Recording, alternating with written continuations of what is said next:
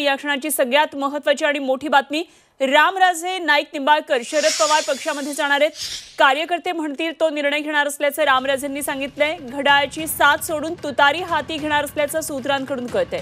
रामराजे यांच्यासोबत विद्यमान आमदार दीपक चव्हाण हे देखील अजित पवारांची साथ सोडण्याची दाट शक्यता आहे। नुकतंच अजित पवार यांनी फलटणची उमेदवारी दीपक चव्हाण यांना एका जाहीर कार्यक्रमामध्ये जाहीर केलेली होती आणि त्यानंतर या महत्त्वाच्या राजकीय घडामोडी घडतात।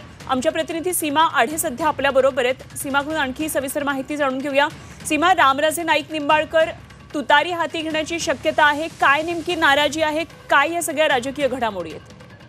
फलटण विधानसभा मतदारसंघामध्ये विधान परिषदेचे जे माजी सभापती आहेत रामराजे नाईक निंबाळकर आणि माजी खासदार रणजितसिंह नाईक निंबाळकर यांच्यातील संघर्ष जो आहे तो वाढत चाललेला आहे। हा संघर्ष आपल्याला अगदी लोकसभा निवडणुकी दरम्यान सुद्धा बघायला मिळालेला होता आणि आता विधानसभा निवडणुकीच्या पार्श्वभूमीवरती सुद्धा स्थानिक पातळीवरती जे राजकारण आहे महायुतीमध्ये तो काही त्यांच्यामधला जो वाद आहे तो मिटताना दिसत नाही। त्यामुळे आता रामराजे नाईक निंबाळकर हे तुतारी वाजवणार असल्याची माहिती मिळते। आज रात्री त्यांनी एक मेळावा बोलवलेला आहे कार्यकर्त्यांचा आणि त्या मेळाव्या दरम्यान ते आपली भूमिका स्पष्ट करतील।